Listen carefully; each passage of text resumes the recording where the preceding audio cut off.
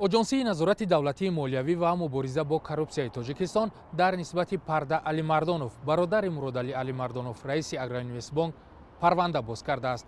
پرده علیمردانوف حالا در حبس بوده است. نسبت علیمردانوف پرده نیز اولی تصرفی مبلغ 90.1 میلیون سومونی پرونده جنایتی با ماده 246 قسم 3 آغاز کرده شده. نسبت نامبرده چاره پیشگیری حبس تطبیق کرده شده. در عین حال افچی پیشگیری ادامه دارد. ضررها قسما برقرار کرده شده ولی تا حالا پورا برقرار کرده نشده. تفتیشات این پرونده را اجنسی نظارت دولتی مالیوی و مبارزه با کروپسیا پیش میبرد. مسئولان اجنسی ضد فساد گفتند در صورت برگردانیدن قرض از جانب پرده علیمردانوف امکان دارد پرونده جنایی نسبت او قطع کرده شود.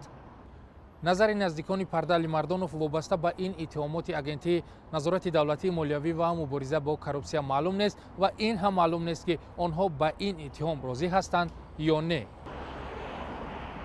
در برابر پرده علیمردانوف که رهبر کورپوراسیای برکت می باشد، مسئولان اجنسی ضد فساد گفتند نسبت رهبران چند شرکت دیگر که از این بانک قرض گرفته آن را غیر مقصدناک استفاده بردند پرونده جنایی باز کردند. با اطلاع اجنسی ضد فساد در سال گذشته در عموم در اگروینوستبانک 82 میلیون سومانی کم آمد پولی آشکار شده است. نسبت رئیس ریاست اگروینوستبانک مراد با ماده 65 پرونده جنایتی آغاز کرده شده. این حال باید پیشگیری قرار دارد. نامبرده نسبت نامبرده چاره پیشگیری و حبس گرفتن تطبیق کرده شده است.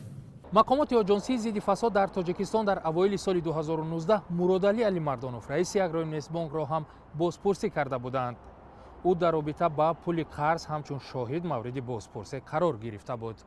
агроинвестбонк در برابر تاجیک صادرات بانک از بانک های بزرگ کشور است که 6 سال باز با بحران روبرو است و نمیتواند که 700 میلیون سومانی امانت مردم را بازگرداند. امردین علیموف، علیشیر ظریفی، رادیو آزادی، دوشنبه.